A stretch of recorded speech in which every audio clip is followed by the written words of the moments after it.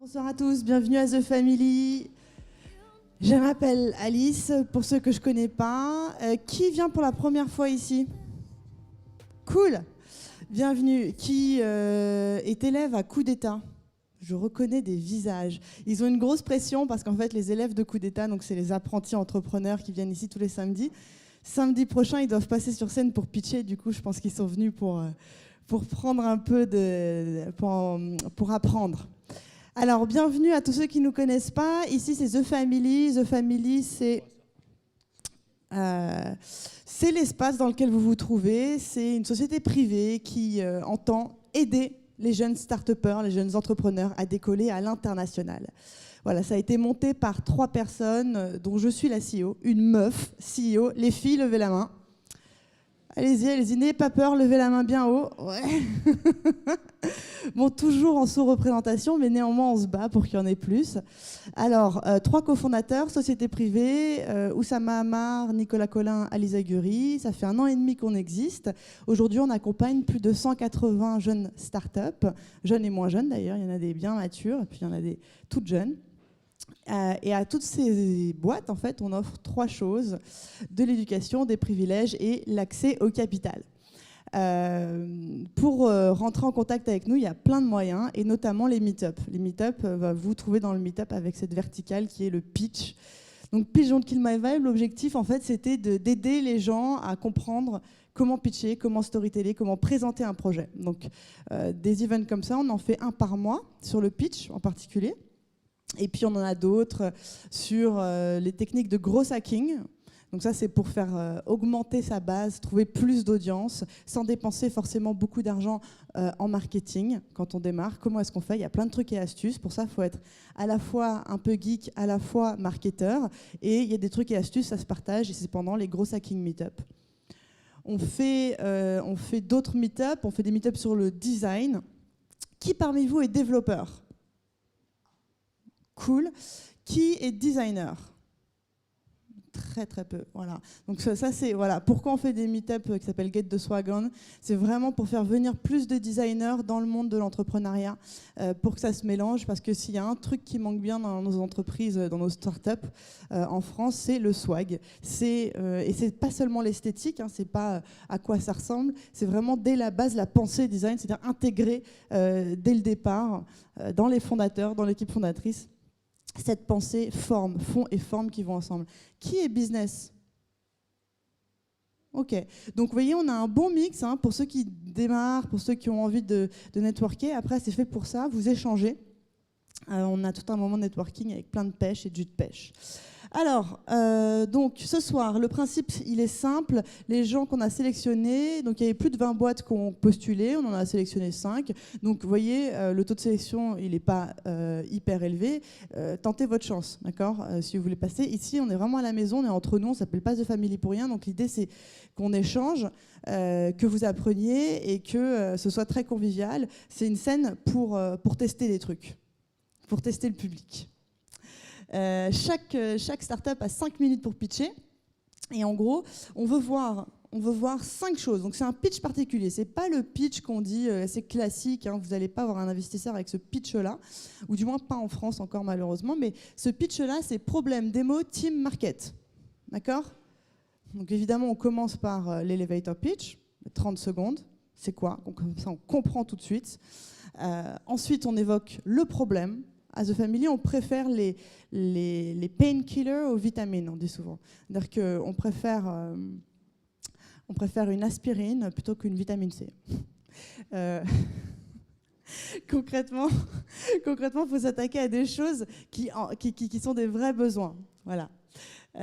On aime bien les démos, donc, et ça je pense qu'on aime bien. Pourquoi on aime bien les démos? Parce que et vous-même en tant qu'audience, en fait, vous aimez bien aussi avoir cet effet waouh, plonger directement dans le produit en tant qu'utilisateur. Et ça c'est toujours mieux qu'une présentation top-down où on va avoir une vision très macroéconomique. Alors pourquoi le marché va adopter mon produit? Parce que non, on veut vraiment avoir une vision user, on veut rentrer dans le produit. C'est ça qu'on veut voir des pitchers qui vont être sur scène ce soir. Et on veut être complètement impressionné par une équipe complémentaire, géniale. Et puis enfin, il faut que le marché en vaille le coup. le marché, il y a deux approches, une approche top-down et une approche bottom. Donc, c'est-à-dire à la fois trouver des données extérieures fiables et puis aussi faire son propre calcul en fait, de la taille du marché par rapport à ses propres expériences. J'ai été voir tant de clients, je sais qu'un panier moyen c'est tant, sur l'année je peux espérer tant d'achats. Ce soir, voici le nom des startups, dont certaines qui sont dans The Family. Et si vous voulez tweeter, si vous voulez faire du bruit, n'hésitez pas, il y a un hashtag, PitchVibe, voilà. On commence tout de suite. Bonjour à toutes, bonjour à tous. Donc je m'appelle François, je suis le fondateur de MainLib, que je vais vous présenter aujourd'hui. Alors MainLib répond à un problème assez évident pour tous, un problème que vous avez soit vécu, soit vu, tout le monde l'a vu, ça c'est sûr. Et je vais vous laisser le deviner, ce problème, avec une petite question introductive. Quel est selon vous le point commun entre les frères Dalton et les conducteurs de scooters et motos? Personne? Avec un petit indice, vous l'avez peut-être en tête, ils sont encombrés, ils sont prisonniers. Ils ont leur casque, leur boulet dans les mains, ils ne savent pas quoi en faire. Ils ont les mains liées tout simplement. Et c'est pas normal. Et nous, chez MainLib, on a décidé de trouver une solution à ce problème. On a décidé de résoudre ce problème de prisonniers. On va leur redonner leur liberté. Alors comment on fait ? On a développé une solution qui est sécurisée pour leur casque. L'idée, évidemment, c'est de récupérer son casque propre, nickel, sans aucun problème. C'est simple et rapide d'utilisation. Quelqu'un qui roule en deux roues, c'est quelqu'un qui veut aller vite, donc qui veut s'en débarrasser rapidement. Et c'est en libre service, donc ça ne nécessite aucun moyen humain. Et voilà à quoi ressemble notre produit. Donc la borne, c'est la borne MainLib. Donc comme je l'ai dit, très rapide d'utilisation. Vous arrivez, vous ouvrez la grille. Vous mettez votre casque, vous fermez la grille et vous rentrez une pièce, un code, et c'est verrouillé, et vous avez les mains libres, et vous profitez de votre activité. Donc l'activité, c'est quoi? C'est les lieux dans lesquels on va s'implanter. C'est un produit qui va en indoor, toujours, à l'intérieur de cinéma, à l'intérieur de centres commerciaux, de salles de concert. Donc, tous les lieux, en fait, où on va être encombré par son casque. Donc nous, on installe les bornes, en fait, dans les halls d'entrée de ces lieux-là.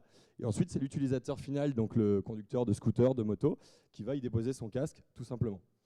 Donc, le modèle économique initial, il est assez simple, c'est à charge de l'utilisateur. Donc, pour le lieu, là-haut, c'est gratuit, c'est sans engagement. Et pour l'utilisateur, c'est 1 € par tranche de 4 heures. On est sur des durées d'utilisation qui sont assez courtes, on ne dépasse pas les 16 heures. Donc, pour ceux qui se demandent ce qui se passe au bout de 4 heures, ne vous inquiétez pas, ça ne se déverrouille pas, il faut juste rajouter 1 € pour récupérer son casque. Donc notre offre, elle est 100% complète et non contraignante. On s'occupe de tout, livraison, installation, maintenance, assistance. La borne, elle est fabriquée en France dans une usine d'Eure-et-Loir. Et donc on a vraiment cette volonté d'être le moins contraignant possible pour nos clients, pour les établissements donc, qui vont accueillir notre produit.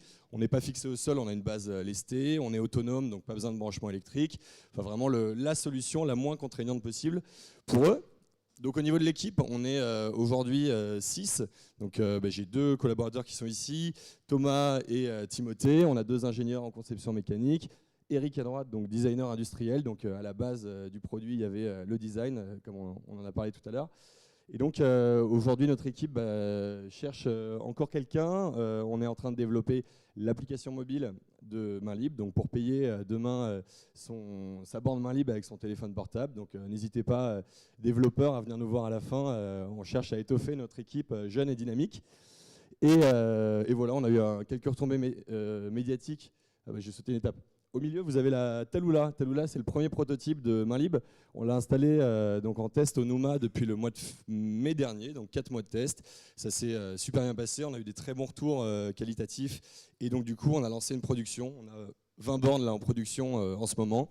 On en a une qui sera installée chez MK2 Bibliothèque le mois prochain. Et les 20 suivantes donc, dans des centres commerciaux et cinémas parisiens. Donc, ça arrive, ça s'accélère très, très vite. Donc on a eu quelques retombées médiatiques, presse, TV, radio. Et pourquoi ?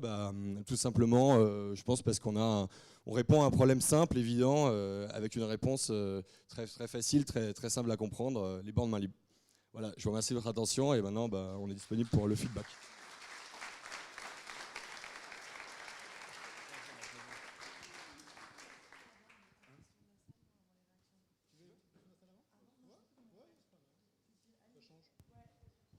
Question de la salle avant. Merci. Je crois qu'il est parti. Mais j'y répondrai dans 2 secondes. Alors, je voudrais savoir quel est ton marché, donc à qui tu vas vendre, et quel est ton business, un peu comment tu envisages de gagner de l'argent. Alors, on est sur un modèle économique donc un peu similaire à celui de la distribution automatique, comme Selecta, Photomaton. On installe les bornes en fait en libre service dans les lieux et on vend le service à l'utilisateur final, donc qui dépose son casque. Donc notre modèle économique est basé sur l'exploitation des bornes et donc on vend le service aux conducteurs de scooters et motos. Dans un deuxième temps, évidemment, avec le développement de l'application mobile et avec cette communauté très ciblée, très propre, qui est les gens qui roulent en 2 roues motorisés, on va pouvoir avoir une deuxième source de revenus qui va être la publicité, donc via des annonceurs scooters, motos et accessoires. Donc tu vas installer ça dans les centres commerciaux. Oui. Donc tu loues des emplacements. Non, toujours pas. J'installe en fait. Ah oui, j'installe les bornes. Ça coûte rien au lieu. Il a rien à payer. Moi, je lui apporte du confort. J'apporte du confort en plus dans son lieu. Et je vais surtout libérer les mains de ses clients. Et un client qui a 2 mains libres, c'est un client qui consomme D'accord, plus. donc les centres commerciaux étaient avec les bras ouverts. Exactement. Ok. Je leur vends aujourd'hui en fait. Okay. Voilà. Combien tu cherches de financement et combien coûte une borne? Combien on cherche de financement? Là, on est en train de préparer notre levée de fonds pour le mois pour début 2015. Donc le montant de la levée n'est pas encore défini précisément. On est en train de travailler dessus. Et combien coûte une borne? C'est pas un coût qu'on donne publiquement.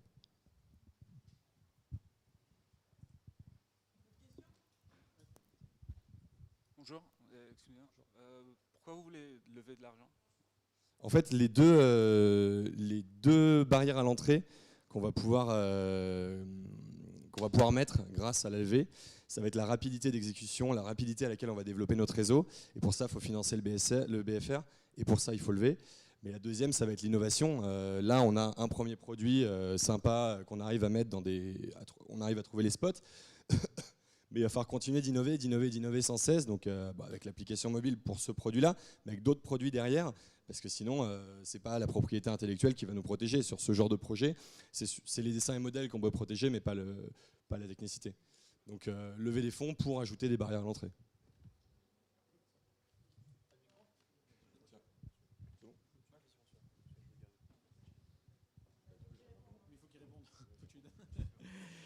Écoute, franchement, c'était vraiment pas mal. C'était clair, c'était dynamique, j'ai bien aimé.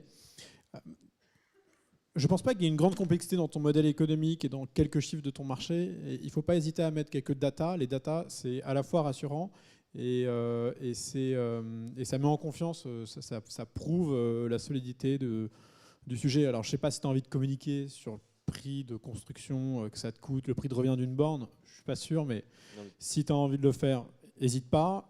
Et en face, ce que tu fais, c'est l'équilibre du modèle économique. Quand on n'a pas de business model forcément établi, c'est juste une histoire d'équilibre économique. C'est combien ça me coûte et combien je dois mettre de casque ou combien il faut que ça me rapporte. Et donc, rapidement, on sent un peu la solidité du business. Voilà. Mais sinon, c'est bien. Bravo. Ouais, non, moi, c'est pareil. J'ai pas grand-chose à dire. J'ai adoré. J'ai trouvé simple. Frais, hyper cool le pitch. Après, ouais, il m'a manqué simplement. C'est vrai que ce pain, c'est un vrai pain. Elle est cool l'image des Dalton au début, mais elle est plus cool que finalement, elle nous permet de nous rendre compte vraiment du problème. Je suis sûre que dans la salle, il y a plein de gens qui sont motards, qui sont des conducteurs de scooters.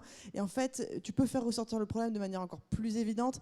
Là, pour le coup, tu peux mettre des datas, genre sur tous les mecs qui ont une moto, combien de fois ils ont perdu leur casque et ils ont dû faire le tour de Paris ou le tour de je sais pas là, pour pouvoir aller récupérer le casque qu'ils avaient acheté, alors qu'un casque, ça coûte cher, on se les fait voler, etc., etc. C'est précieux comme objet, donc c'est vraiment un pain. Juste faire ressortir ce problème, même si c'est cool, l'image là, finalement, elle est plus cool qu'elle sert le produit. Et sinon, après, ouais, alors c'est plus dans la présentation. Je pense que ça respecte l'ADN de l'équipe. C'est tous des mecs Mais c'est vrai que je verrais bien un marketing super fort, et dans l'utilisation en fait du truc, je vois vraiment les cinémas, c'est super pertinent parce que t'as nulle part où mettre ton casque, t'es encombré. Le supermarché, c'est hyper pertinent. Enfin, voilà. Et donc t'as vraiment un storytelling, tout un branding que tu pourrais faire autour de fait que t'as vraiment les mains libres.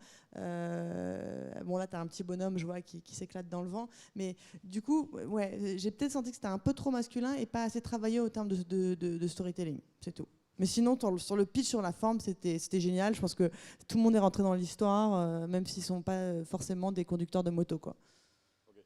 Et tu penses que sur la première version remarque que tu me disais, donc par rapport au public et au nombre de casques qu'il peut y avoir, ça peut être intéressant justement de... fais le test. Parce que le truc, c'est que si je me foire à ce ouais, moment-là, combien il y a de personnes qui ont un casque là, avec eux sur eux?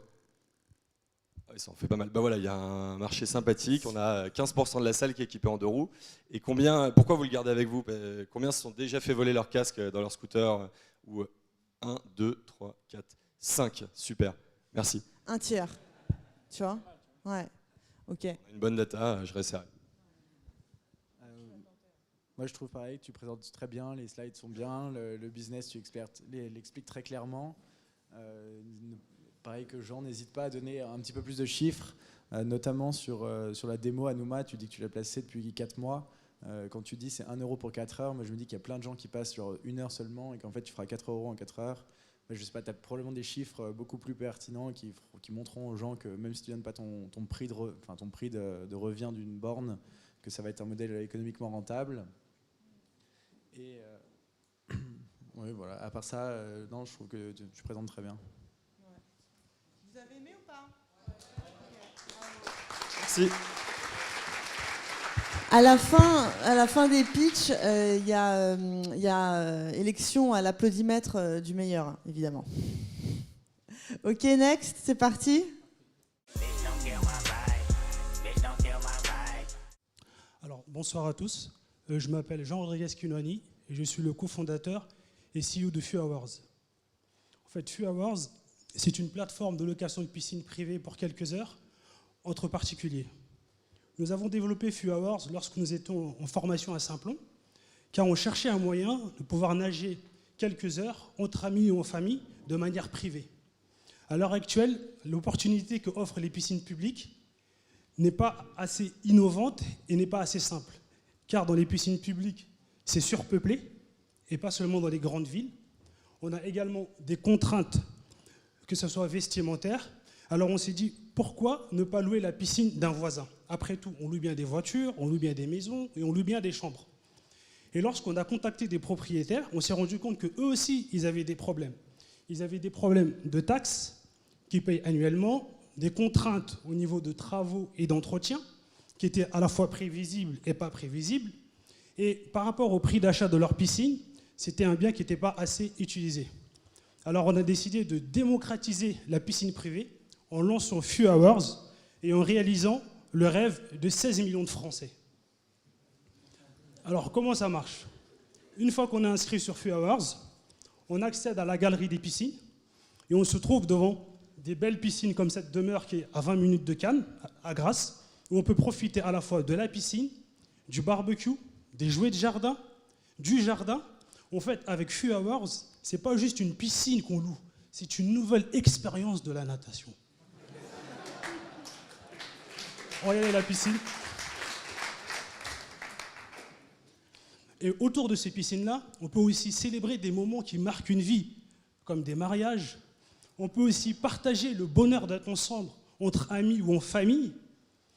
Et le marché auquel on s'attaque est un marché mondial, qui est dominé par les États-Unis, avec plus de 10 millions de piscines privées. L'Europe possède 5 millions de piscines, et dont 1 700 000 piscines en France. Et le chiffre d'affaires du marché est de 1,5 milliard, et les 3 dernières années, il augmente de 10% par an. Et contrairement aux idées reçues, les propriétaires de piscines ne sont pas juste des personnes aisées. C'est à la fois des classes moyennes, des classes supérieures, et aussi tout un chacun, même si le prix de la piscine est un prix compris entre 20 000 et 50 000 euros. Nos concurrents sont les piscines publiques, les sites de court séjour, et les établissements de bien-être. Mais notre avantage par rapport à eux, c'est que nous sommes moins chers. C'est moins cher de privatiser une piscine sur Few Hours que dans un hôtel. Et aussi, nous sommes de la location pour quelques heures. Et aussi, nous construisons un lien social. Parce que les personnes qui vont venir louer une piscine chez vous, ça va être des personnes qui vivent à 20 ou 30 minutes de chez vous. Ça veut dire que c'est des personnes que vous rencontrez le dimanche en allant voir le match de gamins ou dans une brocante. Donc vraiment, on crée du lien social. En fait, nous sommes 3 personnes derrière Few Hours. Il y a Walid Djouri, qui est notre CTO, qui vient de finir Epitech il y a une semaine. Je l'avais rencontré en formation lorsque nous étions à Saint-Plon. Et c'était comme mon tuteur. On a sympathisé. Et quand j'ai développé le premier prototype de Few Hours, eh ben, il m'a suivi dans l'aventure. Il y a Olivier, qui est le designer du site, qui n'est pas là parce qu'il vit en Norvège. Mais il travaille dans une boîte de design. Et il a aussi designé une lampe sur Indiegogo qui a été récompensée en soulevant 54 000 $. Et moi, il y a un an, je ne savais pas coder. J'avais des idées, mais je n'avais pas les compétences. Et le fait de rencontrer Olivier, avec qui c'est vraiment mon pote, il m'a donné l'idée vraiment d'être un créatif. Donc j'ai suivi la formation à Saint-Plon pendant 6 mois. J'ai fait le premier prototype de Few Hours et on a lancé le site. À l'heure actuelle, nous avons à peu près 14 piscines sur le site réparties dans toute la France. Nous avons plus de 600 utilisateurs.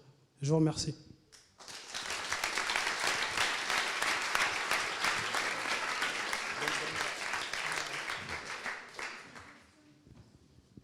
Bonjour.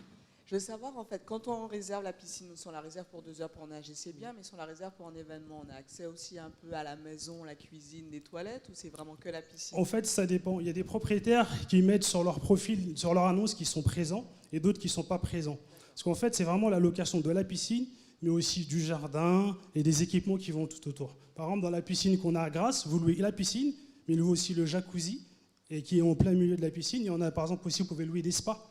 Donc en fait, on s'attaque vraiment à la piscine, au spa et au jacuzzi. Et une deuxième question en normes d'hygiène. Est-ce que vous avez des données sur, je sais pas, est-ce que la dernière fois qu'elle a été nettoyée? Non, en fait, comment ça se passe, c'est que tous les propriétaires qui ont mis leur piscine, nous, on leur demande au préalable, déjà, tout propriétaire de piscine doit avoir une piscine qui doit avoir une assurance, c'est obligatoire.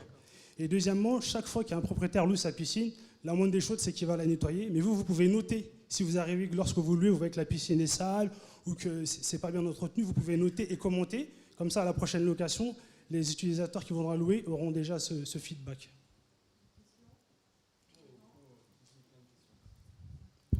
Alors, pardon, ça va résonner. Avant de poser ma question, je vais juste préciser que je ne suis pas un gros nageur. Autant sur les plateformes de sharing telles Airbnb, du covoiturage, des choses comme ça, je pense que, je vois vraiment un besoin parce que je pense qu'on va vraiment de manière spontanée chercher un moyen de se déplacer d'un point A à un point B ou de manière spontanée chercher un endroit où loger. Autant j'ai l'impression que de manière spontanée on ne va pas chercher une piscine privée. Et donc ma question c'est comment tu accèdes au marché, quoi. Comment tu vas créer le besoin et comment tu vas accéder au marché? En fait, nous on s'est rendu compte que lorsqu'on a vraiment commencé à faire prospecter les propriétaires de piscine, ils nous ont dit qu'en fait eux, vraiment la piscine, ils l'utilisaient pas assez souvent. Et justement, vu qu'on a l'ère du partage, avec je peux je possède un bien et je le partage, ils se sont dit pourquoi pas la piscine. C'est vrai qu'on n'est pas des gros nageurs, mais dans les grandes villes ou même en province, il y a énormément de problèmes avec les piscines municipales. Parce qu'il y a tellement de monde qu'elles sont vétustes et elles ne sont pas bien entretenues. Et aussi, c'est impossible de nager dans une piscine. Dès que tu vas te lancer dans une brasse, un gamin fait une bombe, l'autre qui tire le t-shirt. C'est compliqué. Et donc, du coup, on s'est dit, en privatisant une piscine, vraiment, ça devient un lieu où on peut profiter calmement. Quand tu dis on s'est adressé aux gens qui ont des piscines privées, le besoin, je ne suis pas sûr qu'il soit là, en fait. Le besoin, il est de l'autre côté. C'est les gens qui cherchent des piscines. Exactement. Et de l'autre côté, moi, je prends mon exemple. Je prends l'exemple tout bête. Moi, ma mère, elle a 55 ans. Elle est née dans un pays où il y a un fleuve à côté et elle n'a jamais su nager. Et avec Few Hours, je peux dire, maman, je te loue la piscine du voisin et pendant 2-3 heures, je t'apprends à nager. Et du coup, je la libère d'une phobie, d'un vrai problème qu'elle a. Ok, merci. C'est ça la question.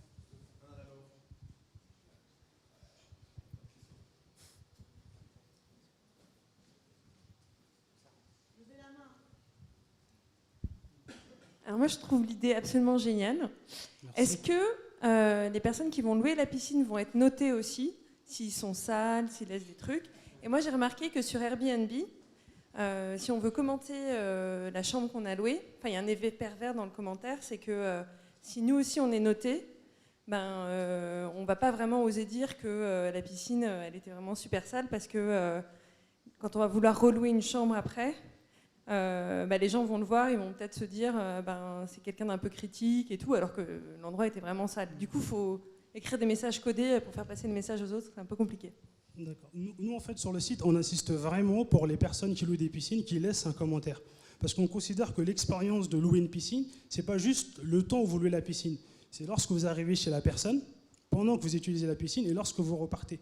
Et si, par exemple, le propriétaire a un commentaire qui est négatif, c'est à elle de faire l'effort pour pouvoir corriger ce commentaire. Parce que si elle a un commentaire négatif et elle a loué une fois, c'est vrai que ça va être difficile. Mais si elle a un commentaire négatif et elle a loué 15 fois, c'est peut-être qu'au début, elle n'a pas fait l'effort de vraiment corriger sa propriété, mais par la suite, elle s'est améliorée.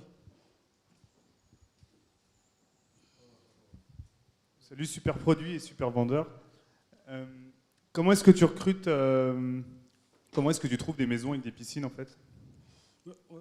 En fait, ce qui a été difficile, c'est que le site, on l'a construit avec un petit peu la méthode Lean Startup. C'est qu'au début, on a développé le site, on a fait une landing page, on l'a mis en ligne, on a vu que les gens accrochaient, on avait des super retours, on a commencé à construire.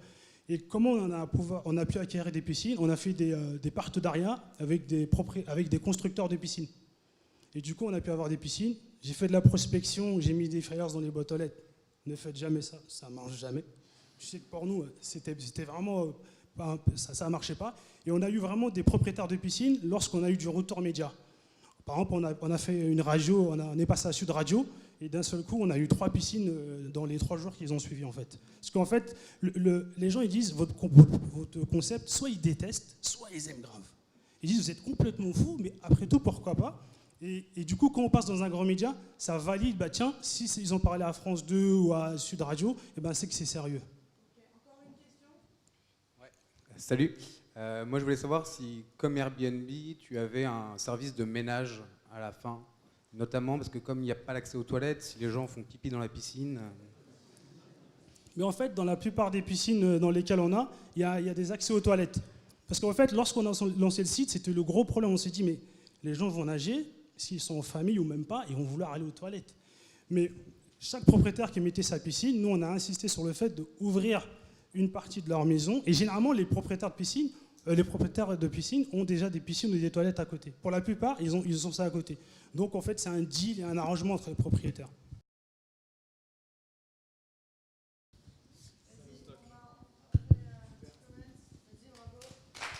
Merci.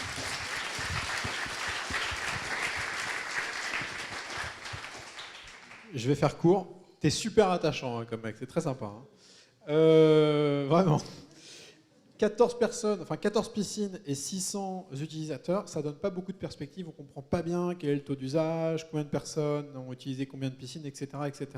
Pense à bien mettre de la perspective. Et je me suis rendu compte pendant les questions que tu répondais un peu à côté parfois. Fais attention.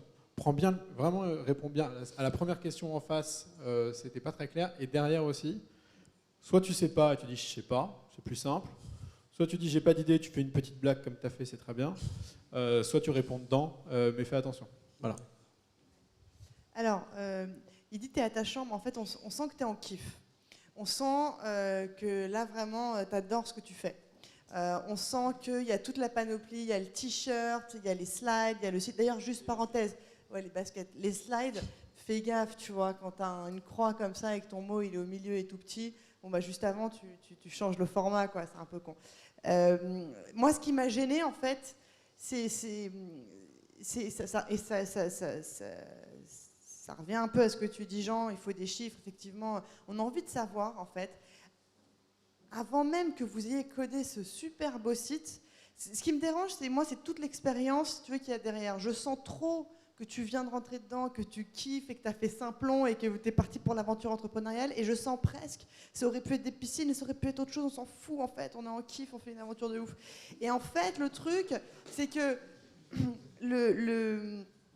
comment dire, il y a des erreurs classiques, systématiques, qui moi me rendent ouf. Tu vois, quand tu me dis tu as fait un passage radio, tu as gagné 3 piscines, je vais te dire mais fuck it, t'as pas besoin d'aller faire une radio quoi. Pas à ce stade-là, t'as pas besoin d'un grand média et t'as même pas besoin d'un site en fait à ce stade-là. Si t'es passionné par ce putain de sujet, tu vas aller toquer à toutes les portes des mecs qui ont des piscines, tu fais le test en one-to-one et t'analyses sans même un site. T'as même pas besoin d'un site. Là, t'as un site qui tue sa mère, je suis sûr que t'as eu 0 transaction en direct sur le site. Et tu vas faire de la radio. Tu vois ou pas les erreurs classiques? Donc moi, ça me saute aux yeux et ça me dérange. Après, c'est rattrapable, vous êtes en kiff, et si vous vous passionnez vraiment par ce sujet, allez-y. Et ce que je veux dire, c'est que là, il y a un effet vitrine, tu vois, qui fait qu'on se dit, ok, cool, mais fake. Ils font un faux, en fait, là. Tu vois, il a fait Simplon, et il kiffe, et il voit ça. Mais en fait, tu vois, la réaction de la salle, c'est que finalement, tu as trouvé un truc qui était un vrai problème, ou pas, d'ailleurs, mais qui fait kiffer les gens. C'est marrant comment tout le monde réagit sur la saleté.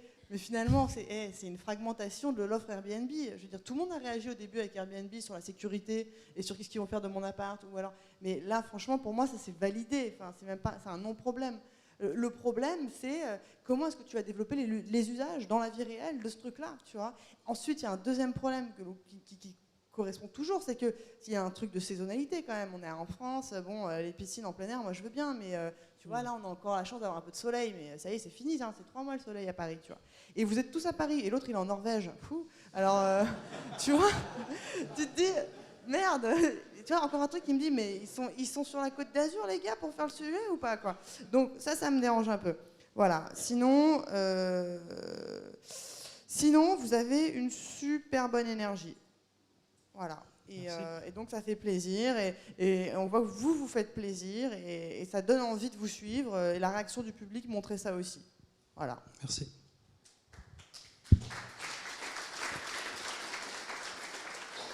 Juste pour ce qui est radio, etc., je pense que ça vous est un peu tombé dessus parce que votre idée est cool et séduit les gens, et du coup, juste fait un peu de relief en comprenant que c'est aussi pour ça et que 3 piscines, c'est peut-être anecdotique, mais ça t'est tombé dessus, quoi. Sinon, je trouve que tu es convaincant sur l'idée quand tu parles de location de piscine, de l'expérience, ça te plaît, il y a toute la salle qui rigole. Ensuite, quand il s'agit du marché, tu es un petit peu moins clair. Je pense que tu devrais plutôt, pas forcément dans ce sens-là, mais développer ce que d'autres ont posé comme question. Donc, quel est l'usage ? Est-ce que c'est le voisin qui se dit, moi j'ai loué telle maison, mais en plus 2 jours par semaine, je vais aller louer à la piscine du voisin parce que comme ça, je sais pas, soit je fais des économies, soit j'ai un moment en plus, et qu'en partant de l'usage et de l'expérience de qui va utiliser en fait ton service, tu puisses dire, voilà, il y a un marché de tant de piscines en France, ça ferait à peu près 30 transactions et je peux espérer faire tant de chiffre d'affaires. Quand tu dis 1,5 milliard, on n'a aucune idée de ce que c'est. Il y a les 3/4 des gens qui ne loueront jamais leur piscine ou pour lesquels on ne sait pas si c'est pour construire, si c'est, voilà. Au moment où tu exprimes ton marché, je pense que développe ton usage et ensuite ton marché pour partir du bas pour aller vers le haut. Merci. En fait, c'est un sondage qui est lié par rapport aux besoins des Français. C'est un sondage qu'ont fait les fabricants de piscines. Il y a 16 millions de Français qui rêvent de posséder une piscine. Non, ça, c'est un chiffre sympa. Ça. De dire 16 millions de personnes rêvent d'avoir une piscine, c'est génial. C'est les gens qui pourraient être tes potentiels clients. Mais ensuite, il faudrait que tu développes dans quel cas tu l'utilises. Juste une question, tu cherches quoi en fait? T'en es où? Vous en êtes où aujourd'hui? Est-ce que ça, c'est aussi l'occasion nous, on aimerait bien venir chez vous. Vous voulez un suivi avancé? Voilà, parce que maintenant, on est un peu seul, on n'a pas de réseau et on aimerait bien avoir du feedback. C'est pour ça qu'on a voulu pitcher aujourd'hui, pour avoir du feedback, pour pouvoir plus un peu justement travailler notre marché. Parce que et comme tu as dit par rapport au soleil, nous, l'idée, c'est de vraiment aller au niveau mondial, parce que la France, le soleil, c'est comme tu as dit, ça reste de mai à octobre et encore. Donc on pense que si on a un site un peu plus mondial en anglais, on peut avoir, il y a des coins où le soleil, c'est toute l'année, quoi. Ok. Et vous allez rester implanté à Paris, là? En fait, on reste implanté à Paris, parce qu'il y a Walid qui est à Londres, mais lui, dans 2 mois, il revient à Paris. Et puis, moi, je suis juste à côté. Donc, si je suis là, je peux venir là. Oui, non, mais ce que je veux dire, c'est que ton marché, il n'est pas là, en fait. Non, en fait, justement, parce qu'en fait, nous, on s'est dit, la plupart des piscines en France, c'est dans le sud de la France. Ouais. Et le problème, c'est qu'on n'avait pas les moyens de pouvoir les prospecter dans le sud de la France. C'est tout bête, mais c'est comme ça. Pourquoi? Financièrement, on n'avait pas cet argent. De l'argent pour aller pour se poser dans le sud de la France pendant 3 mois? Non, on n'avait pas cet argent. C'est tout bête, sinon on serait pas... Nous, par exemple, les utilisateurs, c'est ce qu'ils nous ont dit. Il y a des piscines dans le sud, il faut aller dans le sud. Mais... Ouais, tu te démerdes, mec. Non, ça, justement, on sait. Non, mais tu vois. Non, mais c'est vrai. Non, mais ce que tu. Bah ouais. Ça coûte rien d'aller vivre. Balthazar, il a fait les routiers. Hein. Il a fait tous les routiers de France. Non, c'est vrai. Non, mais... Avec sa camionnette. Moi, j'avais un produit qui était un logiciel de gestion de flotte pour les petits transporteurs, donc il y avait entre 5 et 30 camions. Et la première façon, j'avais prenais des rendez-vous avec les mecs, et à chaque fois que j'arrivais, ils avaient oublié qu'il y avait un rendez-vous, ils n'étaient pas là. Et donc finalement, quand j'étais à l'autre bout de la France et que je me suis rendu compte que le mec n'était pas là, j'ai pris Google Maps et j'ai trouvé des transporteurs autour. Et j'y suis allé après en voiture pendant plusieurs semaines, juste à regarder sur Google Maps et à sonner chez les gens pour trouver des clients. Toi, tu vas dans le sud, tu peux faire pareil. Maintenant, c'est septembre, ça va être la fin, mais... Le début de l'entrepreneuriat, de toute façon, on va pas se mentir, on est aussi là pour dire la vérité, c'est un moment qui est ingrat, mais le truc qui est cool, c'est que les barrières à l'entrée sont affaissées. Je veux dire, là, tu n'as besoin de rien, si ce n'est, tu vois, enfin bref, ouais, des piscines et des nageurs, quoi, et de vivre de pâtes et d'eau fraîche pendant le temps que tu fasses tes interviews. Donc moi, l'argument on n'a pas de thunes, là, je le prends pas, tu vois. Pour ça, non. J'aurais dû en trouver un autre, j'avoue. Ouais. Allez, next, bravo mec.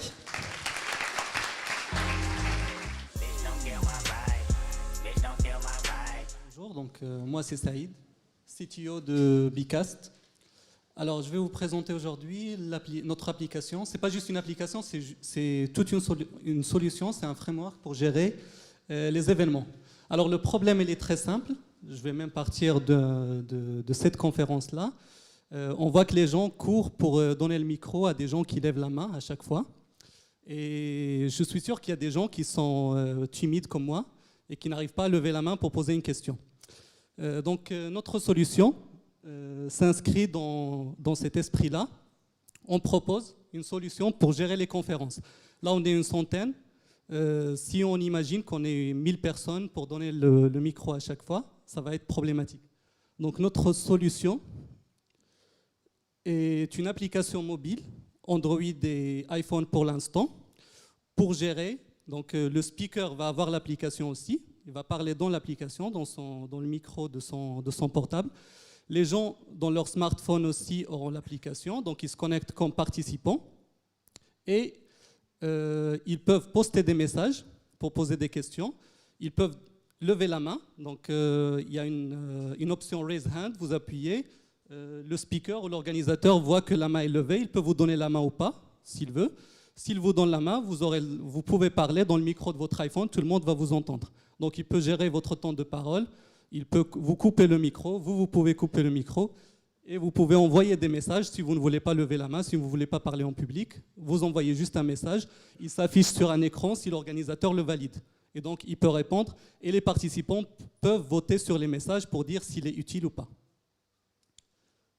Donc la démo, bon, je ne la ferai pas aujourd'hui parce que ça demande un peu de logistique. Donc il faut juste télécharger l'application Bicast sur l'App Store ou le Google Play, se connecter ou pour la première fois créer un compte.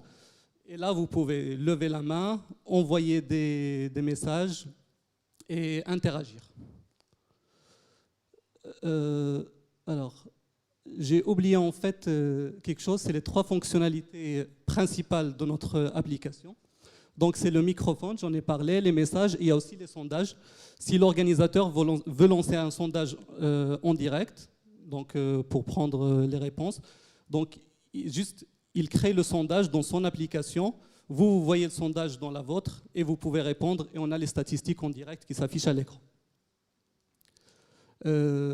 Voilà, donc notre marché cible, ce sont les organisateurs d'événements en général, donc on prospecte les agences d'événementiel, les grandes entreprises, Canal+, Orange, Bouygues Télécom, etc., la presse et les associations qui aussi participent à des grandes conférences.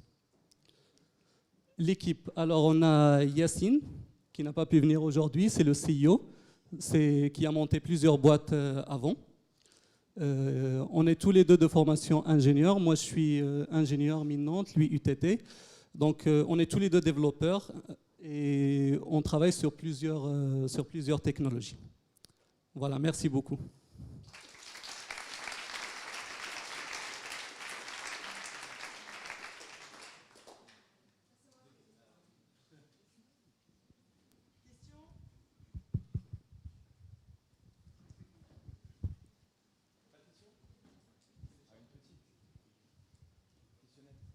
c'est pas vraiment une question, hein, je pense que c'est un feedback qui sera revenu, mais c'est un peu dommage d'être dans un event et de ne pas avoir de démo. Bah, en fait, je peux faire la démo, c'est juste qu'on m'a dit que c'était... Oui, oui, bien sûr. Hein? Ok, pardon. Bah, en fait, il faut juste que je lance l'application qui va se connecter aux enceintes. Enfin, 3 secondes non, mais 5 minutes, oui. Ok. Mais c'est désolé. Ok. Et en fait, une fonctionnalité que je n'ai pas précisée, c'est aussi l'application peut s'utiliser en offline. Donc on n'a pas besoin d'avoir Internet dans la salle pour utiliser l'application. Nous, on crée le Wi-Fi en fait. Oui, un Wi-Fi, mais il est local. Ça fait partie de la solution. Bonjour. Bonjour.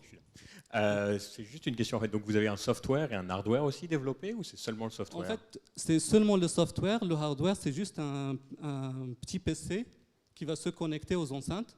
Et donc, il y aura une connexion entre le mobile et le PC via Wi-Fi. D'accord. Et juste une autre question, pardon. Et en soi, à qui est-ce que vous vous adressez? Vous vous adressez aux organisateurs d'événements ou plus aux boîtes qui vont faire le son, la lumière, etc. Alors, c'est surtout aux agences d'événementiel et aux organisateurs d'événements. D'accord. Non, en fait, là, on est en période de prospection. Les applications viennent d'être terminées et on commence juste le côté commercial. Moi, comme je fais pas mal d'événements, je vais te poser une petite question. Oui. Et juste une réaction. Moi, je trouve que c'est pas une pain pour moi. Et que c'est vraiment un nice to have, c'est cool de l'avoir. C'est pas indispensable en tant qu'organisateur d'événements. Qu'en plus, le marché est super fragmenté, parce que moi, je suis sur un meet-up, j'en fais plusieurs, mais même si tu veux me convaincre, moi, ça va te prendre du temps, de l'énergie, et c'est pas scalable. Et que, par exemple, il y a une startup il y a un projet super cool qui a en fait résolu ce problème-là, mais complètement dans un autre sens. Ils ont créé un espèce de dé avec des mains cheloues là, qui a dedans un micro, et en fait, il le balance à l'audience, et ça rend le truc super ludique. Donc c'est vraiment ce que j'ai envie de faire là-bas. J'ai envie de voir le mec au fond de la salle, je lui balance le micro en une espèce de truc sympa, peluche, et le mec il part, il pose sa question. En fait, le truc c'est que ça prend un nice to have, ça le rend ultra cool. Et ça me fait super kiffer de l'avoir. Ça, j'aurais été prêt à l'acheter. Ça coûte 400 €. Ça fait beaucoup de marge pour un petit truc. En fait, le truc, c'est que là, on est une centaine, mais nous, on vise plutôt des... Le marché, c'est plus les grandes conférences où tu vas avoir 1500 personnes, 2000 personnes. Et je crois pour lancer le truc, ça va être plus compliqué.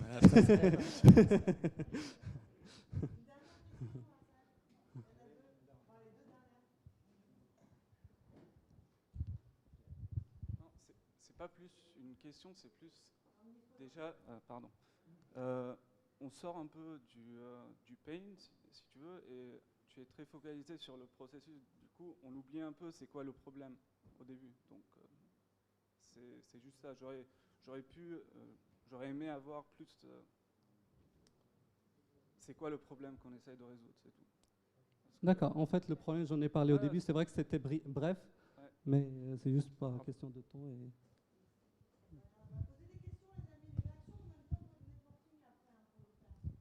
Oui, bonsoir. Bonsoir. Moi, ce n'est pas une question, c'est juste pour valider le fait que c'est une... Ça ne le fait pas. Donc, c'est juste pour valider votre idée. Je suis issue de l'hôtellerie, notamment haut de gamme, et il y a un sérieux besoin de ce que vous proposez. Et je trouve que c'est une super idée. Et Merci. vous aurez tort de vous adresser juste aux organisateurs. D'accord. Adressez-vous aux hôtels également qui ont des salles de conférence, qui ont ces problématiques-là, sachant que pour eux, c'est une manière de montrer qu'ils sont encore plus performants dans leur service. Voilà, c'était juste ça. En fait, nous, on a démarché, les premiers qu'on a démarchés sont les conférences, le web.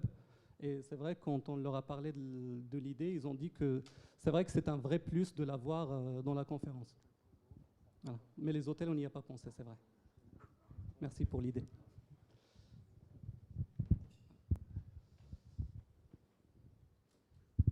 Bon, ça va saigner.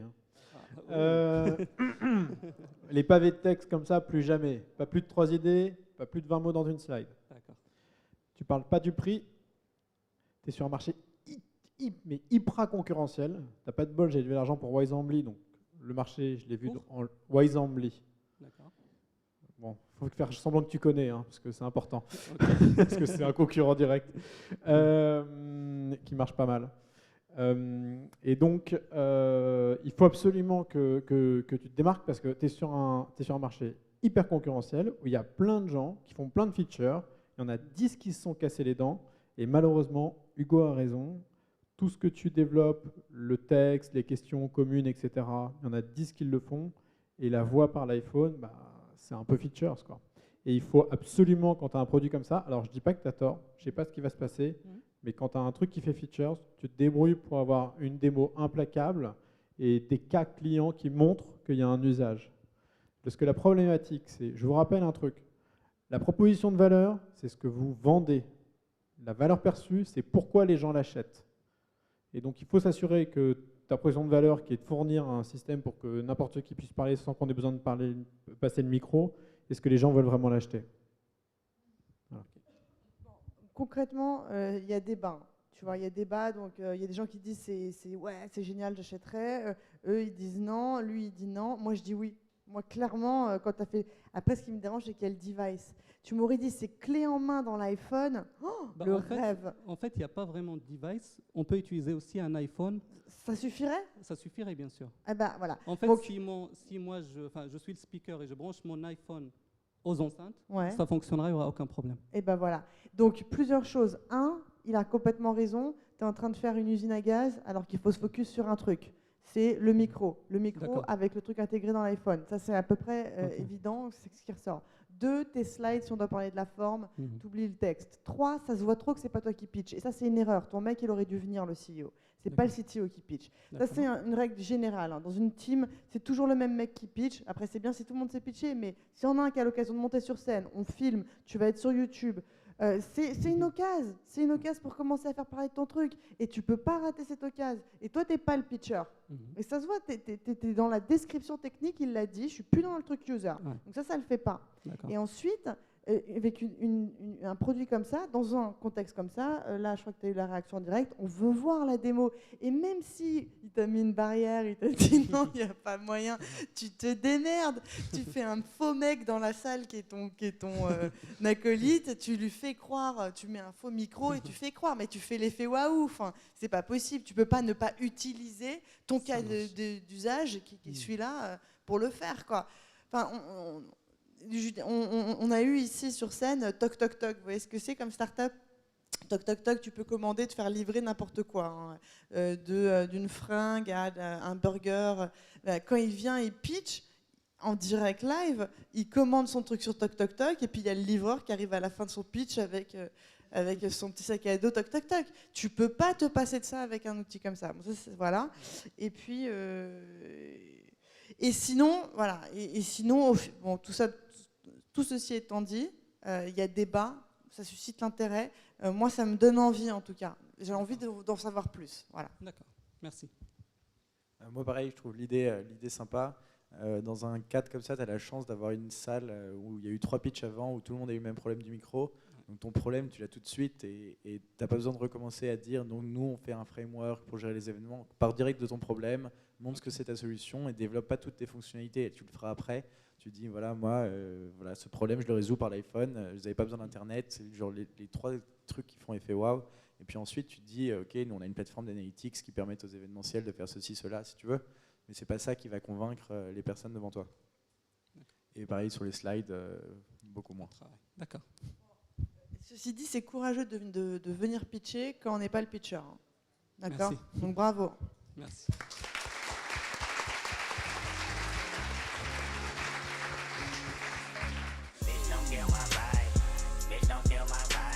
Voilà, bonsoir à tous, je suis Clément Boussard, donc de Stanley Robotics. Alors déjà, je vous remercie tous d'être là ce soir. Je vous remercie tous d'être là ce soir et pas à la keynote d'Apple. Alors je ne sais pas, on n'a qu'à faire comme si c'était la keynote de Stanley Robotics. Alors chez Stanley Robotics, on fait quoi? On fait des robots qui déplacent des voitures pour proposer un service voiturier n'importe où, n'importe quand. Alors je ne sais pas, vous, quelle est l'utilisation... Je ne sais pas, vous, quelle est l'utilisation du parking que vous faites, mais enfin, c'est quand même une forte perte de temps. Quand on arrive, il y en a de plus en plus qui sont complets. S'il n'est pas complet et qu'on arrive à rentrer dans le parking, il faut qu'on aille à l'allée qui est tout au fond pour arriver à trouver une place. Et puis une fois qu'on a trouvé une place, encore faut-il manœuvrer. Alors là c'est dommage, il y avait une petite animation GIF en fait où on voit Austin Powers qui n'arrive pas à manœuvrer son chariot, mais enfin il tape à l'avant, à l'arrière sa voiture. Donc voilà, donc on est obligé de se garer en faisant attention à ne pas abîmer sa voiture et à ne pas abîmer celle des autres. Alors la solution en fait, elle existe. Alors Aurélien Corr, le cofondateur de Stanley Robotics, et moi-même, on est chercheurs à l'Institut français des transports et on a développé dans notre laboratoire une voiture qui est capable d'aller se garer toute seule. Alors on n'a pas mis la petite vidéo, mais voilà l'engin la voiture qu'on a automatisée et qui est capable de se garer toute seule. Donc on la laisse à l'entrée et puis elle va se garer toute seule. Alors c'est très intéressant, c'est super, projet de recherche, voilà, sauf que ça triple le prix de votre voiture. Alors je ne sais pas aujourd'hui qui est prêt à payer 3 fois le prix de sa voiture simplement pour qu'elle aille se garer toute seule, mais nous on s'est dit que ce n'était pas ça qu'il fallait faire. Donc ce qu'on a fait, la solution qu'on apporte, donc voilà une petite vidéo. Donc on a pris tout ce qu'on avait développé pour la voiture, tout notre savoir-faire, tous les capteurs, et on a mis ça dans un robot qui va remplir exactement la même fonction, mais pour n'importe quelle voiture. Donc voilà, donc l'intérêt, il est pour le gestionnaire qu'on va lui augmenter... Ah, la vidéo passe pas. Ah oui, d'accord. Ouh là, super son. Merci. Ouais, non, si tu peux le couper, ouais. Merci. Donc voilà. Ouais, voilà, merci à Vlam pour le film, en passant. Donc voilà, vous allez voir le robot qui arrive après pour prendre en charge la voiture. Donc l'intérêt pour le gestionnaire, il est qu'on va augmenter la capacité de son parking de 40 à 60%, suivant la géométrie de son parking. Donc le voilà, le magnifique robot. Pour l'utilisateur, il y a une expérience fortement enrichie. Pourquoi ? Parce que quand il rentre dans son parking, donc là c'est en plein air, mais il faut imaginer la même chose dans un parking souterrain. Donc l'utilisateur, il arrive, il gare sa voiture facilement à l'entrée, sur une place large, où il peut ouvrir les portières, il n'y a pas de souci, il peut tourner autour, il ne va pas avoir peur d'abîmer la voiture d'à côté, et puis il se trouvera face à la sortie piéton. Donc en fait, il aura un parcours qui sera amélioré et il n'aura pas de perte de temps. Donc voilà. Et troisièmement, comme je vous l'ai dit tout à l'heure, en fait, on prend tout ce qu'on a développé dans la voiture, on le prend et on met dans le robot. Ça veut dire quoi ? Qu'on met rien dans l'infrastructure.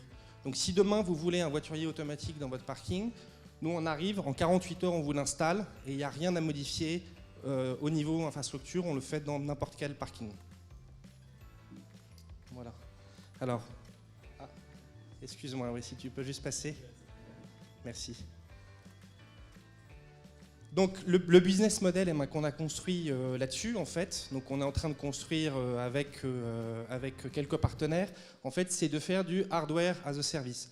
Ça veut dire quoi ? Ça veut dire qu'on vient chez vous, on installe tout et on vous loue les services du robot. On s'occupe de la maintenance et de tout ce qui va avec.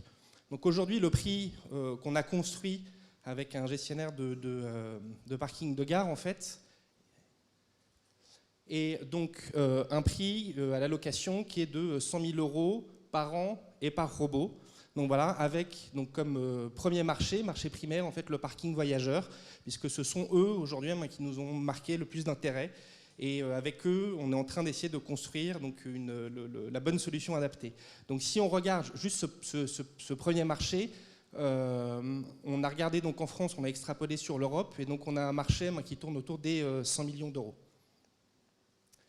Donc voilà, donc aujourd'hui, si je viens pitcher aujourd'hui, c'est entre autres parce qu'on est en train de se mettre dans le mode levée de fonds. Donc voilà, levée de fonds on. Et donc on a besoin, donc pour notre phase de développement, donc on estime qu'on a besoin de 12 mois pour développer réellement notre robot de façon propre et bien. Et après donc 6 mois de tests sur site, on a besoin d'1 million d'euros. Donc voilà, donc on voit un petit robot qui a besoin de sous, donc c'est bien nous. Et voilà, et juste pour conclure, en fait, donc la robotique de service, donc c'est la prochaine révolution. Et grâce à Stanley Robotics, elle se fera aussi dans les parkings. Voilà, merci.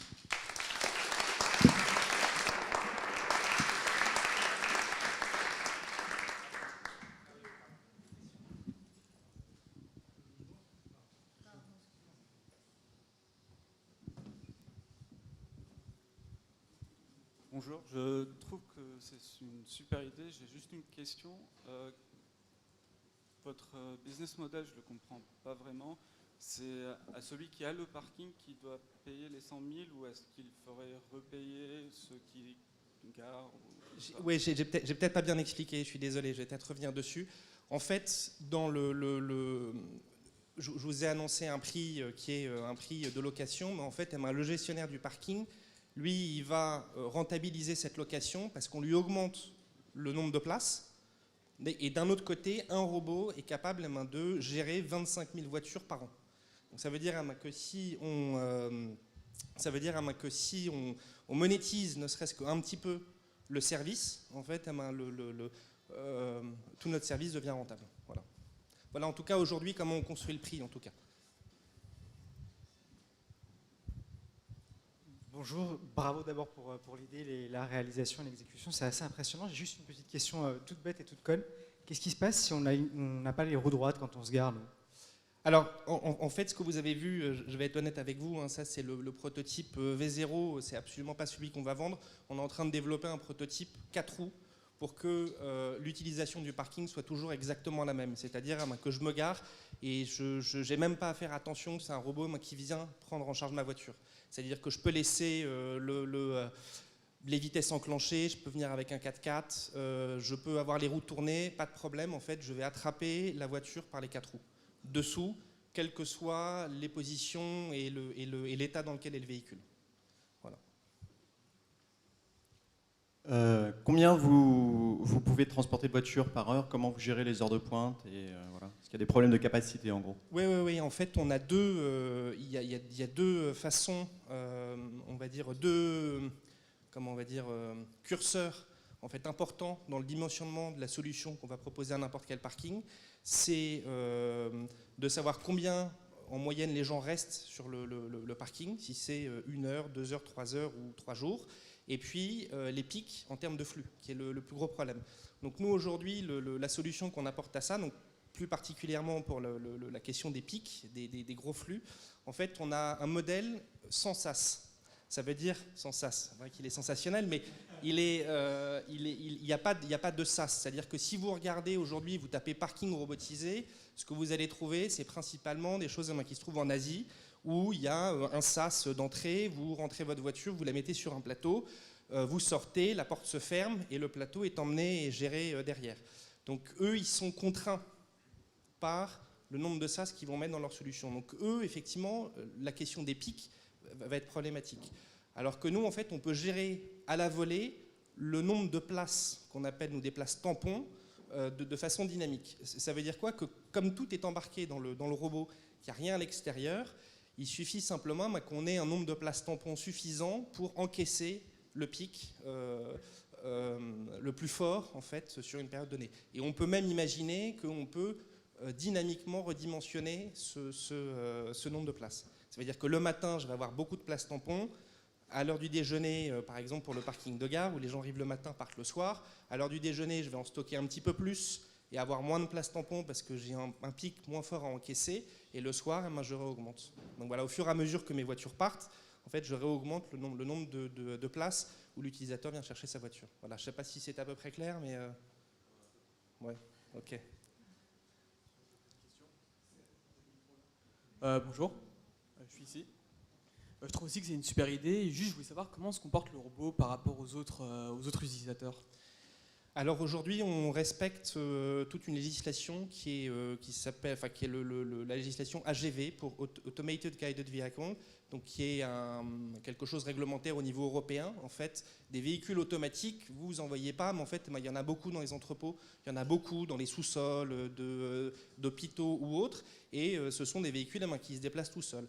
Donc il y a toute une réglementation, il y a toute une norme à respecter. En l'occurrence, il faut qu'il y ait un capteur qui détecte la présence dans le sens de déplacement du robot pour être sûr que si quelqu'un tombe dans les pommes juste devant le robot, donc il se trouve allongé par terre, il faut être capable de le détecter et de s'arrêter. Donc ça, c'est tout un ensemble de choses qu'on a intégrées et qui sont présentes dans la solution. Voilà. Salut, super projet. Ça marche avec les parkings actuels ou il faut partir d'un nouveau parking? Ça marche avec les parkings actuels. Voilà. Aujourd'hui, simplement, on ne peut pas monter les rampes. Donc en fait, on a un robot par niveau, mais on est en train de réfléchir à développer la même solution avec des ascenseurs. Voilà.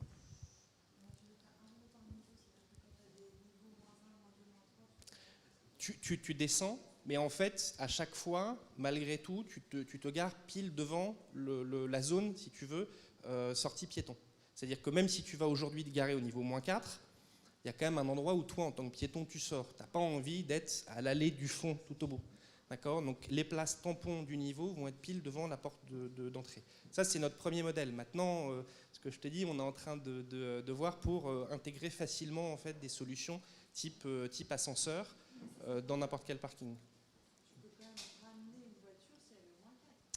Je ne peux pas ramener une voiture du -4 au -1.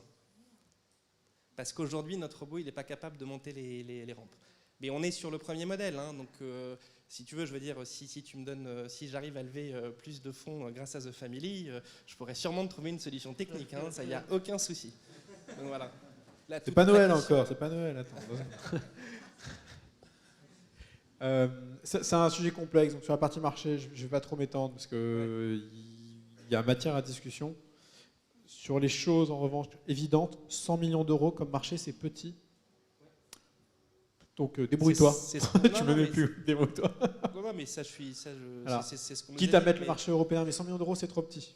Et notamment face à un investisseur institutionnel, c'est un peu petit, il faut faire attention. Et la démo, tu la shortes. Il faut que ce soit wow effect, une démo. Il faut que ça dure, mais à la rigueur, un truc comme ça, 20 secondes, tu vois le robot qui débarque, paf, paf, tu prends la bagnole, il la garde, c'est magique, tu as des flammes et tout. Quoi. Là, le temps de t'endormir. Quoi. Voilà. Genre, si tu vas chercher ta voiture, t'es pressé, ta femme est en train d'accoucher, t'es sûr qu'elle accouche dans le parking. Quoi. C'est mort. Donc, bon, on va travailler à la version 2 du film avec Vlam alors. Cool. Ouais. Non, mais sinon, on voit que tu maîtrises bien ton sujet, ça c'est très agréable. Ouais, donc hyper impressionnant comme projet. Et franchement, c'est fat. Voilà. Nous, on connaît la boîte, donc on va pas faire semblant, on les connaît.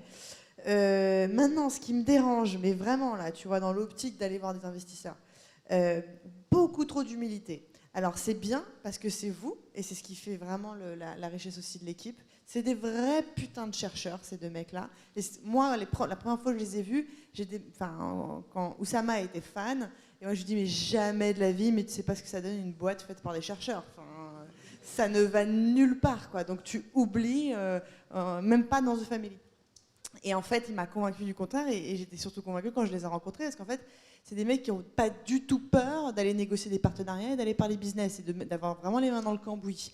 Donc, on voit à aucun moment une slide team qui raconte qui vous êtes, avec les putains de background dingues en termes de recherche, tous les deux. Et deux, mettez-vous en avant, et ça doit se ressentir, donc dans la slide, mais deux aussi dans ton pitch. Dans ton pitch, tu dis pas tout ce que vous avez avancé comme partenariat, tous les mecs qui vous prennent au sérieux, comment vous en êtes arrivé là avec ce putain de proto. Je veux dire, il y a plein d'étapes qui sont passées derrière déjà. Et ça, on le voit pas.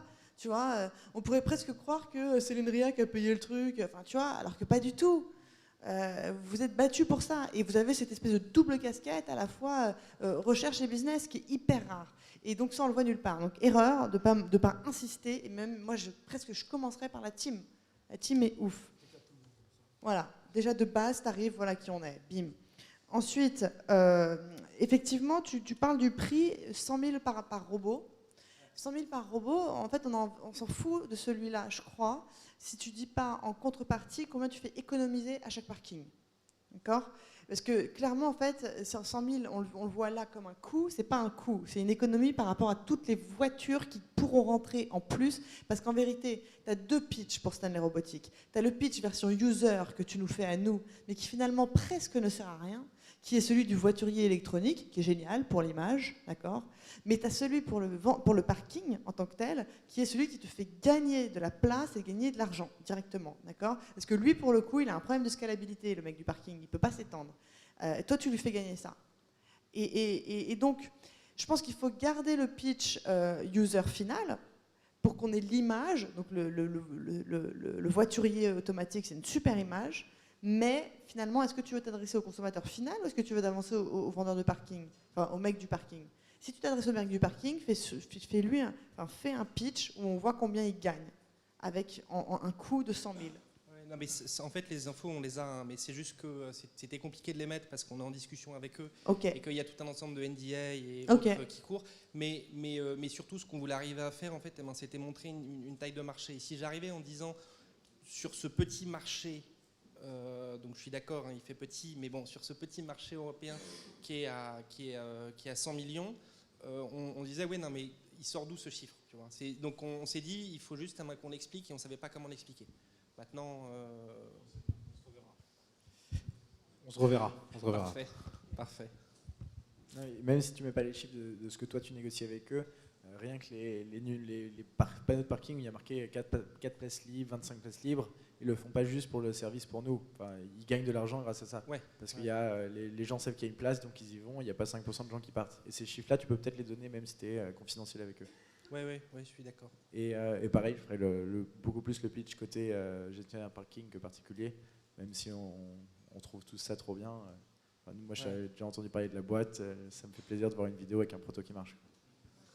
C'est cool, merci. Pour la vidéo, la retravailler, la faire beaucoup plus courte, beaucoup plus directe, et toi, dans le pitch, mettre la team vraiment au départ et peut-être travailler dans le sens de plus d'agressivité. En tout cas. Merci.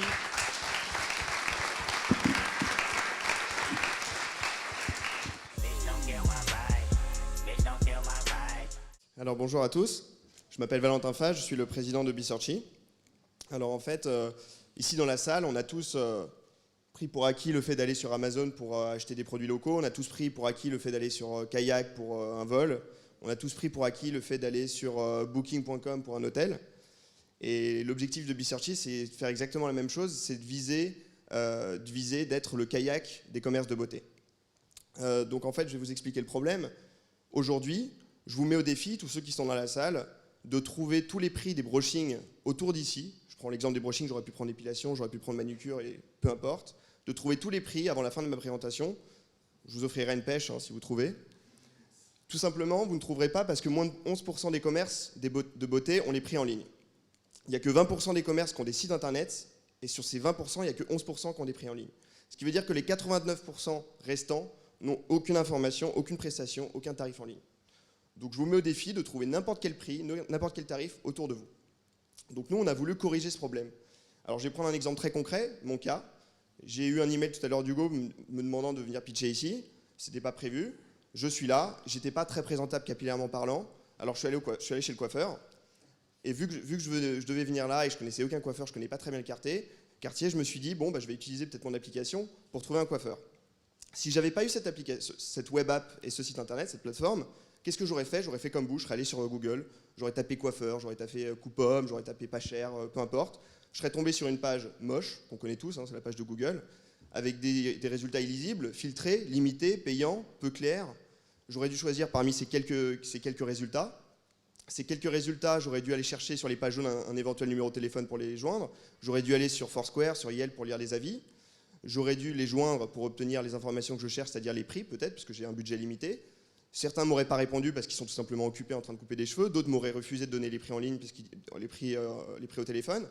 Et d'autres, je les aurais eus et je leur aurais demandé une réservation pour tout à l'heure et ils m'auraient dit on ne prend pas de rendez-vous. Bref, j'aurais perdu 20 minutes pour rien. Alors nous, on a voulu corriger ce problème. Qu'est-ce qu'on a fait? On est devenu le kayak des produits de beauté, des commerces de beauté.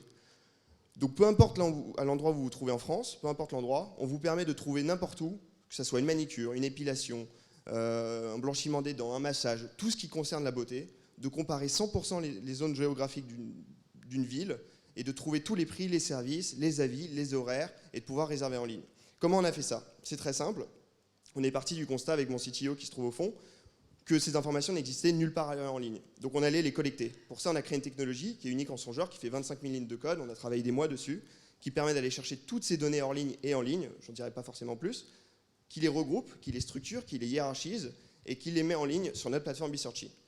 Alors, ces services, là je vous donne un exemple, par exemple. Donc ça, c'est une recherche à gauche pour un coiffeur dans le 16e et une recherche à droite pour un service tel que le brushing à Paris sur Bisearchy. Donc vous pouvez voir que vous avez tous les prix, Vous pouvez choisir les catégories. Pour chaque catégorie, vous avez une dizaine ou une quinzaine de services. Et pour chaque service, vous avez les horaires d'ouverture, de fermeture, les avis et tout ce qu'il vous faut, la localisation sur une carte. Qu'est-ce qu'on vend? Comment on gagne de l'argent? C'est très simple. Pour les utilisateurs, c'est 100% gratuit, au même titre que quand vous prenez un billet d'avion, vous avez le droit de consulter gratuitement. Pour les commerçants, on leur offre une visibilité accrue. C'est-à-dire qu'en freemium, on référence plus de 6500 commerces. C'est ce qu'on a actuellement. On a plus de 75 000 prix, on a des utilisateurs qui viennent tous les jours, on en a plus de 6000 mensuels avec 0 € d'acquisition, 100% organique. Ces utilisateurs, on s'en sert comme monnaie d'échange. Et en fait, on peut aller voir des commerces avec un peu plus de poids que nos éventuels concurrents. S'il y en a un direct, il n'y en a pas, mais plutôt indirect. On peut aller les voir, ces commerçants, en leur disant, regardez, voilà, on a une traction, on a des gens qui viennent voir sur le site, on a des gens qui cherchent dans votre quartier des coiffeurs, qui cherchent tel service. Si vous êtes sur le site en premium, vous aurez accès à des outils marketing de rétention, de gestion fine pour optimiser vos heures creuses, de réservation semi-intégrée. Par semi-intégrée, j'entends une réservation qui leur permet de garder leur planning papier et leur téléphone, tandis que vous, en tant qu'utilisateur, vous pouvez quand même réserver en temps réel, même à minuit, même après l'heure de fermeture d'un commerce, et vous pouvez quand même choisir votre service, et nous, on transmettra l'information. Aujourd'hui, où est-ce qu'on en est? On a créé la société donc en janvier 2014, on l'a lancé en avril, on est 2 cofondateurs, on a donc, comme je vous ai dit, plus de 6000 personnes mensuelles qui viennent avec 0 € d'acquisition, on a plus de 75 000 prix, la plupart, donc 89% des informations qu'on a en ligne et qu'on a structurées, qu'on a allé chercher, n'existent nulle part ailleurs, donc ce qui fait qu'on a un très bon référencement en ligne. On est dans une industrie qui pèse 10 milliards d'euros en France. On a plus de 2000 clients qui vont chaque jour dans les 110 000 commerces de beauté en France avec un panier de 70 €. Et nous, notre business model, c'est prendre un abonnement premium avec une commission sur chaque transaction confirmée. Voilà. Donc si vous avez des questions sur Bisearchy, n'hésitez pas à me parler.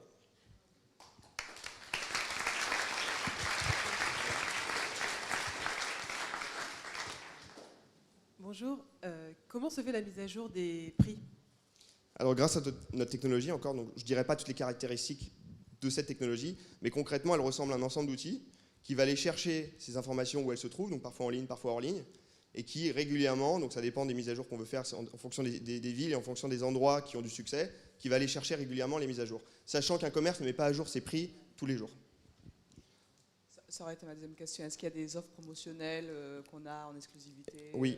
Alors, on n'impose pas, par rapport à nos concurrents indirects, on n'impose pas, comme Groupon ou je ne sais pas, Balinea, je ne sais pas si vous connaissez, on n'impose pas à un utilisateur de venir directement sur le site pour sélectionner parmi les 500 partenaires qu'ils ont. On donne l'opportunité aux gens de venir et de sélectionner parmi les 100% des commerces qui sont dans la zone où ils sont.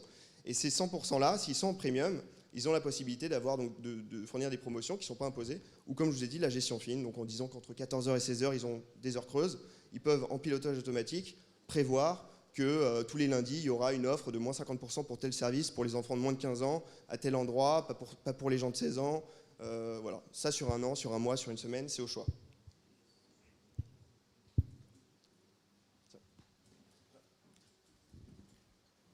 Bonsoir. J'ai pas très bien compris le principe du premium. Pourquoi pas juste une commission? Est-ce que vous triez par prix? Est-ce que en fait c'est le jeu du je paye donc je passe devant? Parce que moi je voudrais un coiffeur, mais je voudrais le coiffeur le moins cher parce que je m'en fous de mes cheveux. D'accord, donc je te tutoie hein, si ça ne te dérange pas. Dans ton cas, tu cherches un coiffeur qui n'est donc pas cher, c'est ça? Donc tu as la possibilité de venir sur notre site. Si tu ne nous connais pas, tu peux chercher, donc j'imagine pour toi, une coupomme. Donc si tu vas taper coupomme dans ton quartier où tu habites, tu risques de nous trouver parce qu'on a fait notre site de façon à avoir des milliers et des milliers de pages pour chaque critère et pour chaque mot-clé. Donc tu risques de nous trouver. Je propose de faire un essai sur Broching 7504, hein, si vous voulez. Donc ce qui fait qu'en premium, en fait, on offre un ensemble d'outils qui est beaucoup plus optimisé. Donc on offre une page optimisée mobile et web qui est beaucoup plus designée, la possibilité d'écrire ses biographies de ses équipes, des descriptions, de faire de la gestion fine, de la rétention. On envoie des textos et des emails de rappel à des utilisateurs qui ont déjà pris rendez-vous chez eux, donc régulièrement. On leur offre tout ce package-là. En freemium, vous avez accès à une même page mobile et web beaucoup moins optimisée, beaucoup moins designée, mais toujours visible, avec la possibilité juste d'updater son menu, de le faire automatiquement et d'y mettre une photo. Est-ce qu'on trie par prix, c'est-à-dire ? Non, c'est-à-dire qu'il y a deux façons. Soit tu vas taper Broching ou Coupom 7504, dans ce cas-là tu vas tomber sur une de nos catégories page. Ces catégories page, elles sont classées par ordre de distance en fonction du centre de 7504. Ou alors tu arrives sur notre homepage et en faisant une recherche sur la top bar, ça va te montrer une carte Et je pourrais vous faire une démo. Hein. Et cette carte va te donner tous les éléments qui se trouvent là où tu cherches, et tu pourras réduire en fonction de ton budget. Comme Kayak. On peut classer par prix, par horaire d'ouverture, horaire de fermeture, service qu'on recherche, avis, distance, tout ce qu'il faut. Voilà. Donc ça, c'est notre homepage. Si tu fais une recherche, tu peux mettre ou la rue ou 7504 ou faire une recherche pour avoir la position automatique.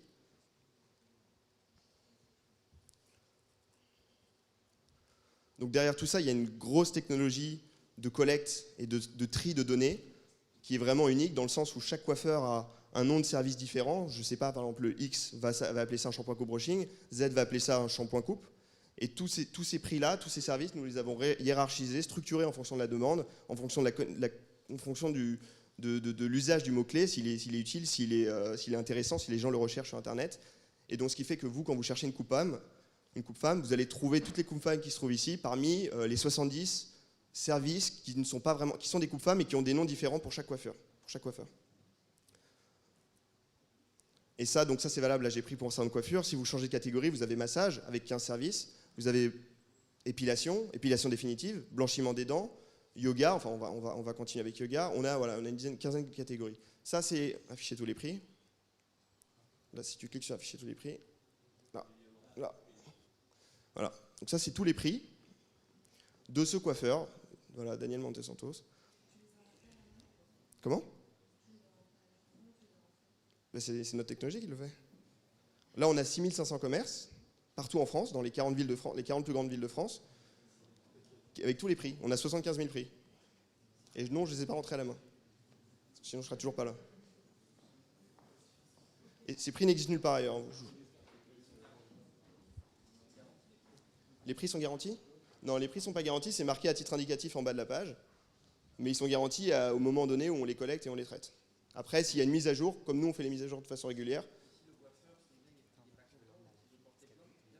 Alors ça nous est arrivé, pas méchamment, c'est-à-dire qu'il nous a contactés, c'est un peu la force de notre projet, c'est-à-dire qu'on a déjà beaucoup de contacts, de demandes, de commerces qui nous contactent en disant voilà j'ai trouvé ma page, qu'est-ce que c'est, qu'est-ce que vous faites, pourquoi. Dans ce cas-là, c'est assez facile, on leur dit bah écoutez, regardez, rentrez dans notre premium ou dans notre premium, on a mis en place en fait un gros outil, ce qu'on appelle le dashboard, où ils peuvent updater leur menu, mettre des photos et c'est instantané. Donc c'est très facile à utiliser. S'ils sont très feignants, ils peuvent uploader une photo avec leur mobile de leur menu et on s'en occupe pour eux. Voilà, donc ils peuvent changer. Il y a pas de... Ça c'est gratuit, mais tous les outils en plus, donc ça c'est une page premium, mais si je vous montre une page premium, bon, allez sur la pré-prod, si je vous montre une page premium, elle sera beaucoup plus optimisée, beaucoup plus visible, avec plus de services marketing derrière. Là aujourd'hui on est en discussion, on a commencé notre pré-commercialisation il y a moins d'une semaine, on a signé 12 salons de coiffure, et on est en négociation avec une grande franchise, un grand groupe de franchises français de coiffure pour que tous leurs salons de coiffure rejoignent notre plateforme. Donc pour l'instant, on est très contents. On va voir. Les commerces continuent à nous contacter. Et une autre force de notre projet, c'est comme on a mis la réservation gratuite pour tout le monde, la réservation est accessible pour tous les coiffeurs, freemium ou premium, ce qui fait que quand vous prenez rendez-vous pour ce salon de coiffure, nous on le contacte avec un apporteur d'affaires et on lui garantit qu'on a apporté un nouveau client et qu'il a tout intérêt à venir sur notre plateforme en premium, parce qu'au bout de 3 rendez-vous, de toute façon, on va lui déconnecter le freemium. On va lui déconnecter le système de rendez-vous. Ouais, juste une petite question. En fait, tu parles vachement de techno et du professionnel, mais la problématique, elle est très consumer en beauté. Tu crois sincèrement que quelqu'un a besoin d'une appli pour aller trouver un coiffeur? Alors, ça peut marcher pour du touriste dans une ville qu'il ne connaît pas, mais il faudrait faire un sondage là sur des habitudes de coiffure des femmes en particulier.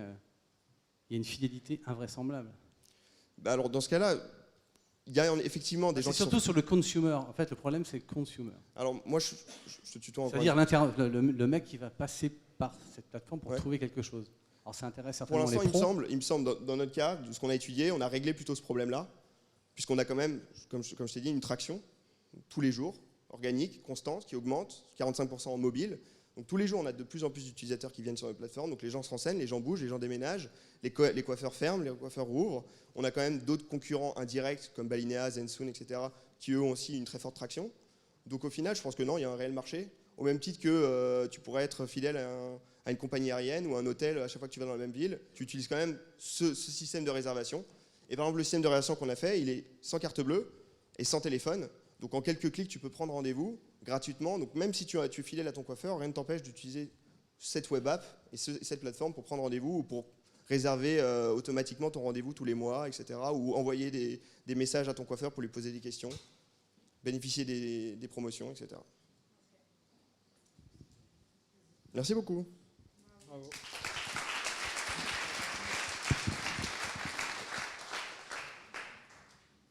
Bah, reste là. Ah oui, pardon. On va te bouffer. En plus, t'es énervé, Pardon. on risque pas de te bouffer. Ouais, hein. attention. Mais moi, j'aime bien, parce que t'es sur ces marchés, un peu les mecs qui essayent de niquer à la fois Google et à la fois Page Jaune. Donc, à moins d'être... faut être énervé pour réussir, quoi. Donc, franchement, c'est bien. Juste quelques petites remarques. Au départ, tu dis que tu es président.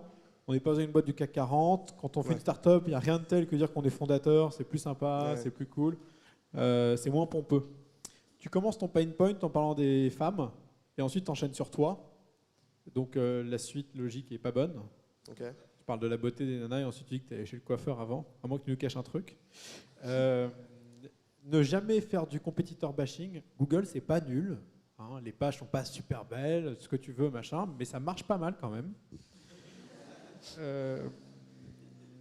Effectivement, tu insistes sur la techno. La techno, c'est un point important pour un investisseur. À un moment donné, tu auras ta slide où tu diras nos points forts, c'est que on a fait du scrapping comme des malades, on a embauché 15 mecs à Madagascar pour appeler tous les gars pour avoir leurs tarifs, on a fait du matching de je ne sais quoi, etc.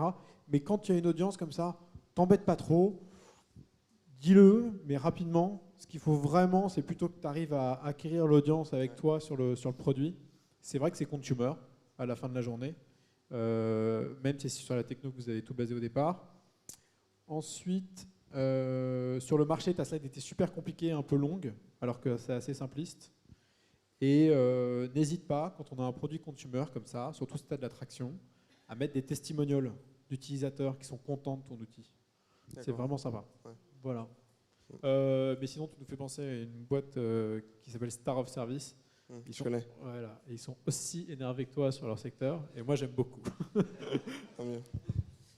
Ouais, bah, j'ai pas grand-chose à rajouter. C'est vrai que tu inspires confiance, je veux dire, dans ton personnage d'entrepreneur. Par contre, ce qui manque, c'est génial que tu apportes autant de data, super. Maintenant, on a un peu l'impression d'être à des pâquerettes. Il nous manque la vision, de la même manière qu'il manque le côté consumer. En fait, je pense que c'est un peu en parallèle les deux. C'est-à-dire que on n'a pas envie de voir un search-like, un énième truc qui va permettre de gratter 3 points de promo pour les prestataires de services type cheveux, quoi. Ça fait pas kiffer. Enfin, tu vois, c'est comme Groupon. Enfin, tu vois ce que je veux dire, c'est que ça vole pas haut en fait en termes ni de bénéf client, ni pour toi en tant que mec qui a de la vision pour sa boîte et qui veut aller loin. Donc ça manque. Et je suis sûre que tu en as, donc c'est bien d'avoir les data et d'avoir au jour le jour l'attraction, mais montrer aussi que derrière ton plan, il est sur 5 ans et qu'il est là. Sinon, on se dit, ouais, mais ce mec-là, il veut revendre dans 2 ans, enfin, tu vois, il veut faire un coup. Même si c'est vrai, faut pas le dire, mais ce que je veux dire, tu me donnes l'impression du mec qui veut faire un coup. Alors que c'est peut-être pas ça, tu vois. Tu as vraiment envie de révolutionner le marché du search pour les commerces de proximité. Donc moi, je veux le sentir. Ouais, j'ai envie de révolutionner le marché du search pour les commerces de proximité parce que, plutôt que de démarrer par putain, vous êtes dans la rue, c'est pas possible de pas avoir les prix de tout ce qui se passe autour, parce que ça, c'est pas vrai, c'est un non-problème. Pour l'instant, j'appuie sur Google, j'ai une réponse. C'est pas le moins cher de tout ce qu'il y a, mais j'ai une réponse, tu vois, ou pas. C'est pas un vrai pain pour l'instant. Si toi, tu arrives et que tu nous prouves avec ta traction, avec un produit qui tue, que tu es en train de complètement disrupter ce truc-là parce que tu arrives avec des prix que personne n'avait avant, là, ok, tu vois. Mais le pain que tu présentes au départ, pour moi, c'est pas un pain. Voilà, donc il manque la vision et c'est effectivement le côté produit, côté consumer. Plus ça. Parfait, merci. Ouais, donc effectivement, tu as les réponses à toutes les questions, tu nous as bombardé d'infos. À la fin, on ne sait peut-être pas vraiment où tu veux aller plus loin. Moi, j'expliquerai plus les dynamiques d'acquisition client que tu as. Donc, c'est bien d'expliquer que les coiffeurs viennent directement chez toi et ensuite ce que tu leur offres. Donc ça, j'expliquerai à plus long terme comment tu vas faire pour grandir. Et tu dis toujours que tu as la techno. Bon, ça, effectivement, dis-le une fois et après, qu'on soit impressionné juste par le produit, tu peux faire une recherche, ça marche apparemment. Et Ensuite, dès que tu auras un peu plus de chiffres, tu dis que pour le coiffeur, c'est génial. Prends un cas des coiffeurs, tu dis, voilà, on l'a suivi pendant 2 semaines, il a eu 10% de réserve en plus par rapport à d'habitude. D'habitude, il avait personne entre midi et 2, là, il en a eu. Prends des chiffres concrets, ce que tu dis 6500, on ne sait pas si tu as une seule résa. Pour l'instant, sur la page, on voit juste un numéro de téléphone. D'ailleurs, si tu peux l'afficher en cliquant, affiche-le directement. Ouais, c'est pour éviter aussi le scrape. Essaye de dire combien tu as de résa. Voilà. Franchement, tu sais quoi, ton produit il marche, tu as la chance d'avoir un produit qui marche. Pour un pitch comme ça, tu devrais commencer direct par l'effet waouh d'une techno qui déchire, d'un produit qui déchire, et ensuite de nous raconter une histoire. En fait, ce qui nous a manqué ici, c'est l'histoire. Tu vois, il n'y a pas d'histoire. Tu nous as pas fait le début, le milieu, la fin, la conclusion. Ouais, c'est que du chiffre et que du... Ouais, tu vois, comme si on était devant des vieux business angels à l'ancienne, tu vois, qui voulaient voir un BP sur 5 ans. Tu vois, on n'est pas ça. Tu vois, on est là pour vraiment rêver. Et tu as la chance d'avoir un produit qui marche, qui est bien foutu et qui a de la traction. Donc, il doit y avoir des témoignages, il doit y avoir une histoire. Toi, tu es le genre de mec, tu arrives chez un investisseur, tu lui fais peur, mais direct. Ouais. Bon, je vais essayer de sourire un peu plus. Non, mais c'est très bien sur l'exécution. Hein. Bravo. Bravo. Merci beaucoup. Hein.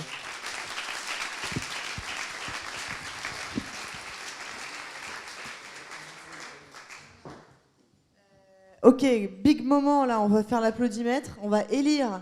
Attendez, tous les mecs qui ont pitché sur scène, revenez. On fait l'élection, les gars. Qui va gagner? Vous donnez le nom de votre boîte et vous faites se lever la foule, hein, d'accord? C'est parti. Few Hours.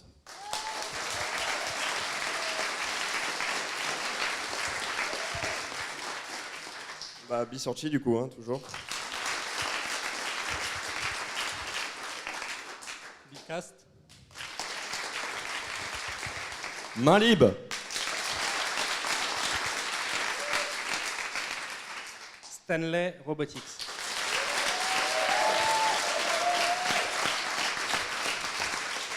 Merci, merci.